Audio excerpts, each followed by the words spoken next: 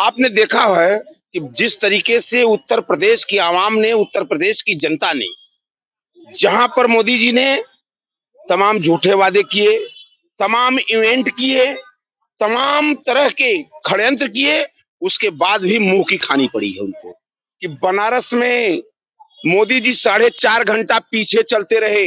पूरे देश ने देखा है, जिसके जो विश्व गुरु अपने को बनाया था, स्वयं अपने को भगवान बना लिया था, वो बनारस की जनता ने उनको बताया कि आपने बनारस की आवाम के साथ मोदी जी गलत किया है। ठीक है, सत्ता शासन में मोदी जी थे। सटीक खबरों का सीधा असर। आप देख रहे हैं एनसीआर समाचार, खबर भी असर भी। सर, क्या लग रहा है आपको, जिस तरीके से रुझान आए उसके बाद एक टक्कर का हो गया है रुझान, जिस तरीके का है, कौन सरकार बना रहा है? क्योंकि सारा मामला जो है नीतीश और चंद्रबाबू नायडू पे डिपेंड करता है। देखिए, एक चीज बताएं आपसे कि जो रुझान आए हैं, आप पहले रुझान की बात की है तो रुझान पे हम चर्चा कर लेते हैं आपसे कि जो रुझान आए हैं वो बीजेपी के अगेंस्ट जनमत आया है, बीजेपी के खिलाफ जनमत आया है पूरे देश में। और खास तौर से मैं उत्तर प्रदेश बनारस चंदौली का रहने वाला हूँ। आपने देखा है कि जिस तरीके से उत्तर प्रदेश की आवाम ने, उत्तर प्रदेश की जनता ने, जहां पर मोदी जी ने तमाम झूठे वादे किए, तमाम इवेंट किए, तमाम तरह के षड्यंत्र किए, उसके बाद भी मुंह की खानी पड़ी है उनको। दूसरी चीज मैं आपको बता दूं कि बनारस में मोदी जी 4.5 घंटा पीछे चलते रहे। पूरे देश ने देखा है, जिसके जो विश्व गुरु अपने को बनाया था, स्वयं अपने को भगवान बना लिया था, वो बनारस की जनता ने उनको बताया कि आपने बनारस की आवाम के साथ मोदी जी गलत किया है। ठीक है, सत्ता शासन में मोदी जी थे, कुछ डर का माहौल इन लोगों ने पैदा किया, इनके समर्थकों ने पैदा किया, जिसके वजह से जनता बोली नहीं। लेकिन जब उसकी ताकत का दिन आया, उसको वोट देने का दिन आया, तो बूथ पर जाकर ईवीएम मशीन पर पंजे वाला बटन और इंडिया गठबंधन के बटन को दबाकर जनता ने साबित किया है कि मोदी जी आपका 10 साल का शासन फैलोर रहा है और आपको इस देश की गद्दी पर रहने का कोई हक नहीं है। जिस तरीके से इस देश के साथ आपने झूठ बोला, फरेब किया, इस देश के युवाओं के साथ आपने नाइंसाफी किया, देश में महिलाओं के साथ तमाम तरह के अत्याचार होते रहे और आप मौनी बाबा बनकर इस देश में देखते रहे। शर्म आती है कि इतने बड़े घृणित कार्य मणिपुर जैसे, जहां पर महिलाओं के साथ मतलब उससे विभत्स कुछ हो ही नहीं सकता, और देश का प्रधानमंत्री चुप होकर इस सारी चीजों को देखता रहा। तो अगर वो देखते रहे तो देश की जनता भी उनके निर्णय को देख रही थी और वक्त आने पर उनको बताई। एडवोकेट जी, आपको भरोसा था कि इंडिया गठबंधन इस तरीके से कमबैक करेगा? देखिए, एक चीज बता दे, भरोसा नहीं। राहुल जी जिस प्रकार से भारत जोड़ो यात्रा उन्होंने शुरू किया और देश की आवाम की नब्ज, एक एक दुख तकलीफ को उन्होंने आत्मसात करने का काम किया, पूरब से पश्चिम, उत्तर से दक्षिण तक, चारों तरफ भारत को नाप डाला उन्होंने। और जिस तरीके से किसानों से उन्होंने वार्तालाप किया, महिलाओं से वार्तालाप किया, बेरोजगारों से वार्तालाप किया, देश के मुस्लिम, पिछड़े, अल्पसंख्यक, सारे समाज के लोगों से हर उनके दुख सुख को जाना। और जिस तरीके का आपने देखा होगा कि उस यात्रा में जिस तरीके का जनता ने समर्थन दिया, वो उसी दिन तय हो गया था कि यह देश राहुल जी की नीतियों को स्वीकार कर रहा है, गांधी की नीतियों को स्वीकार कर रहा है और मोदी की विध्वंसकारी नीतियों को 2024 में सफाया कर देगा। लेकिन पूर्व सीएम शिवराज सिंह चौहान कह रहे हैं कि 10 साल जैसे राजनीति मोदी जी ने चलाई है वैसे ही आगे चलाएंगे। देखिए, एक चीज बता दें आप से कि ये खिसियानी बिल्ली खंभा नोचे वाली स्थिति इन लोगों की है। आप कैसे आप कर रहे हैं? आपको 2 बार इस देश की जनता ने बीजेपी को पूर्ण बहुमत दिया है। 2014 में झूठ बोलकर बीजेपी मतलब कि इसी कांग्रेस के खिलाफ तमाम तरह के षड्यंत्र इन लोगों ने रचे, उसके पीछे तमाम कुछ लोगों को लगाए, कुछ संत महात्माओं को भी, जो संत महात्मा समाज में ये होता है कि झूठ नहीं बोलते, उनको भी लगा दिया गया था झूठ परोसने के लिए। 2019 में बीजेपी को बहुमत दिया, लेकिन 2024 में जनता ने जब 10 साल का मूल्यांकन किया है तो इनको बहुमत से हटा दिया है। और इससे स्पष्ट होता है कि इस देश की जनता बीजेपी के नीतियों में विश्वास नहीं रखती है। और शिवराज सिंह चौहान क्या बात करेंगे, क्या बात करेंगे शिवराज सिंह चौहान?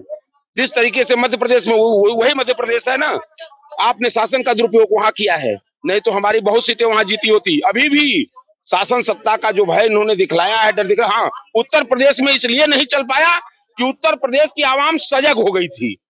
हर आमादा उत्तर प्रदेश का हर कार्यकर्ता ये तय कर चुका था कि अगर बीजेपी के द्वारा शासन सत्ता का बल प्रयोग करके गलत किया जाएगा तो या तो उसकी लाश उठेगी या तो फिर बीजेपी की लाश उठ जाएगी। अच्छा, अभी राहुल गांधी प्रेस कॉन्फ्रेंस लगी गए, इसमें कहा गया कि एग्जिट पोल में भी घोटाला हुआ है, स्टॉक मार्केट में भी घोटाला हुआ है। अच्छा, क्या कहना चाहिए? अच्छा, एक चीज बताइए, घोटाला नहीं हुआ एग्जिट पोल में? ये 400 पार वाले जो घूम रहे थे, दिखला रहे थे, ये क्या किए हैं? ये घोटाला ही न किए हैं? ये कैसे दिखला रहे थे? अगर इनको पैसा नहीं मिला था, ये बीजेपी का गुणगान नहीं कर रहे थे, बीजेपी के हाथों बिके नहीं थे, तो इनका कौन सा एग्जिट पोल 400 पार इनको ये लोग दिखला रहे हैं? और अंतिम दम तक आज भी आप देख लीजिए गोदी मीडिया की स्थिति, आप देख लीजिए। अभी कोई, अब क्या संसदीय दल की बैठक हो चुकी है? संसदीय दल सारे सांसदों ने मोदी जी को लिखित रूप में कुछ दिया है? कहाँ चुन लिया है? नहीं, कहाँ चुन लिया है? नहीं, कहाँ चुन लिया है? कहाँ चुन लिया है? वो प्रमुख वही रहेंगे। नहीं, वो कौन से सांसद लिख कर देंगे? सांसद लिख कर देते हैं, सांसद लिख कर देते हैं। वो अभी ऐसा कुछ नहीं हुआ है। उनके इंडिया गठबंधन की मीटिंग हुई है, अभी सांसदों की मीटिंग बाकी है। वो जब सांसद, जो चुने हुए सांसद प्रतिनिधि आएंगे, वो जब लिख कर देंगे, उसका समर्थन लेकर राष्ट्रपति के पास हो जाएंगे। और ऐसा कुछ नहीं, अभी देखते रहिए, राजनीतिक घटनाक्रम बहुत तेजी से उलट पलट हो रहे हैं। और अब तो स्थिति ये है कि अब तो यह देश दो लोगों को देख रहा है। एक तरफ राहुल गांधी जी को देख रहा है, खड़गे साहब को देख रहा है, और दूसरी तरफ नीतीश जी को और चंद्रबाबू नायडू को भी देख रहा है। देश की आवाम देख रही है कि अब ये दोनों लोग कौन सा निर्णय लेते हैं। क्या वही फिर उसी विध्वंसकारी नीतियों के साथ खड़े होते हैं? तो हमको कोई दिक्कत नहीं है, ये जाकर ये स्वतंत्र हैं, ये अपना खड़े हो, लेकिन इसका परिणाम। जी, चंद्रबाबू नायडू कह रहे हैं कि अगर मैं इंडिया में चला गया तो मैं चुनाव नहीं लड़ पाऊंगा, इसलिए मैं इंडिया में ही रहना चाहता हूं। देखिए, एक चीज बता दें, वो तो उनकी स्वतंत्रता है, वो तो चंद्रबाबू नायडू की स्वतंत्रता है कि वो किसके साथ जाएंगे। लेकिन वो जहां भी जाएंगे उस देश की आवाम और आंध्र प्रदेश की आवाम देख रही है। चंद्रबाबू नायडू के निर्णय को देश की आवाम देख रही है। और जिस तरीके से उत्तर प्रदेश में मोदी का मद चूर हुआ है, उसी तरह चंद्रबाबू नायडू का भी मद जनता चूर करने का काम करेगी आने वाले समय। क्या लग रहा है, नीतीश चाचा खेला करने वाले हैं क्या बड़ा? देखिए, एक चीज बता दें, नीतीश चाचा को पढ़ना सबके बस की बात नहीं है।